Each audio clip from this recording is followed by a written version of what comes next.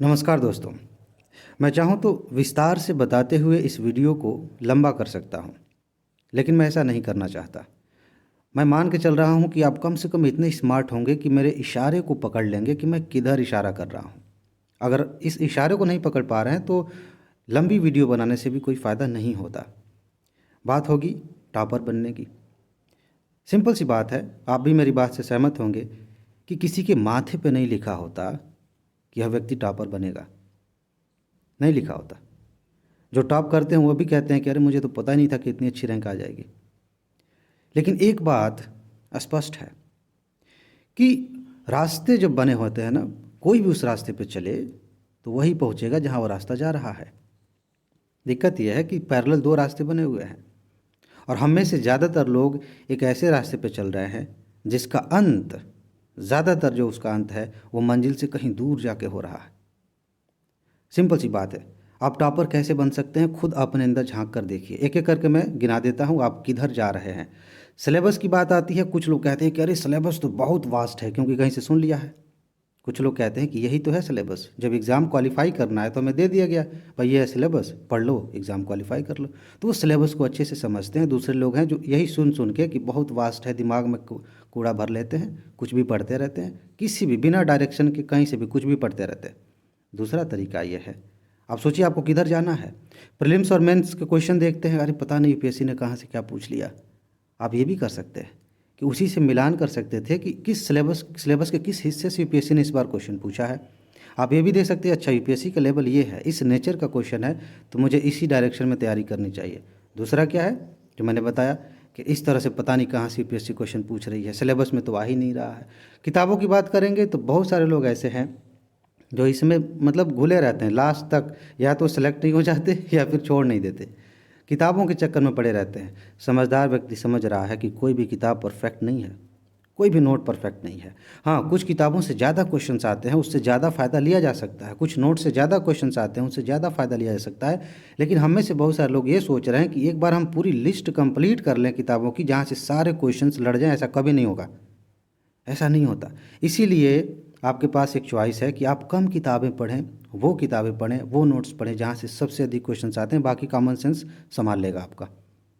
ये अगर ये नहीं समझते तो फिर आप भीड़ भीड़ का हिस्सा हैं। ऐसे ही कुछ और चीज़ें हैं। हमें से ज़्यादातर लोग तैयारी कंप्लीट होने की कोशिश में ही, मतलब ये लगे हुए कि जब पूरी तैयारी कंप्लीट हो जाएगी तब जाके आगे टेस्ट देंगे, इसी में लगे हुए हैं। कुछ लोग समझ रहे हैं कि एक लेवल तक जब तैयारी हो गई है अब मुझे प्रैक्टिस करनी चाहिए। प्रैक्टिस के दौरान वो बहुत सारी चीज़ें सीख रहे हैं। इसमें मैंने 2 वीडियोस बना दिए हैं तो विस्तार में नहीं जाऊंगा। वो प्रैक्टिस कर रहे हैं, वो सीख रहे हैं, खुद को लायक बना रहे हैं। आगे बढ़ें।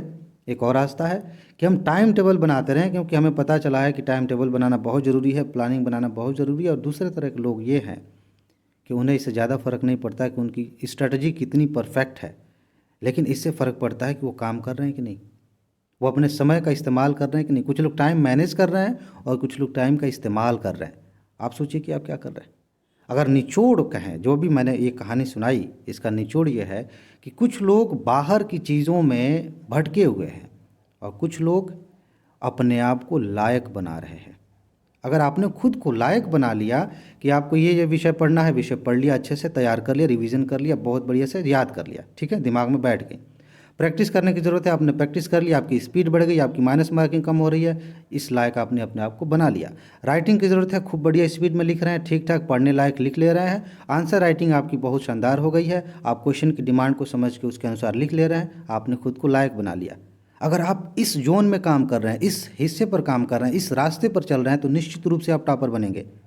क्योंकि यूपीएससी को लायक लोग चाहिए, प्लानिंग बनाने वाले और सोचने वाले लोग नहीं चाहिए। और लायक कैसे बनेंगे, जब आप उस पर काम करेंगे। बहुत सिंपल सी चीज़ है, चॉइस आपके पास है, आप टॉपर बन सकते हैं। 5 लाख लोग हैं, उसमें से एक आप भी हैं, तो पहली रैंक लाने की संभावना आपके अंदर भी है, पहली रैंक। अब आप सोच लीजिए कि आप उसके लिए क्या कर रहे हैं। इतना ही समय है, इतनी ही मेहनत है, इसके लिए ज़्यादा मेहनत नहीं करनी पड़ेगी मेरे ख्याल से। ये जो दूसरा वाला रास्ता मैंने बताया ना, इस पर कम मेहनत है, क्योंकि इसमें ज़्यादा दिमागी उलझन नहीं है। स्पष्ट तौर पे आपको पता है कि ये करना है, वही आप कर रहे हैं, खुद को लायक बना रहे हैं, संतुष्टि भी मिल रही है, खुश भी रह रहे हैं।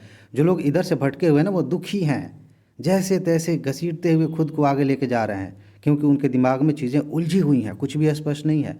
दूसरा रास्ता एकदम क्लीन है, एकदम साफ है। आपको बस चलते जाना है, खुद को बेहतर बनाते जाना है, आप निश्चित रूप से टॉपर बनेंगे। अब मैं आप पे छोड़ रहा हूँ कि आप तय करें कि आपको अगर टॉपर बनना है, यहाँ तक कि सेलेक्ट भी होना है, तो कौन सा रास्ता चुनना ठीक रहेगा। जिधर मैंने इशारा किया है उस पर काम करिए। उसके लिए वीडियोज़ आपको इस चैनल पे भी मिल सकती हैं, यूट्यूब पे और भी जगहों पे मिल सकती हैं। देखिए, पढ़िए, खुद को काबिल बनाइए और सफल होइए। लेकिन सबसे ज़्यादा इम्पोर्टेंट बात पता है क्या है? अभी से खुश रहिए, मस्त रहिए और मुस्कुराते रहिए। आगे मिलते हैं। नमस्कार।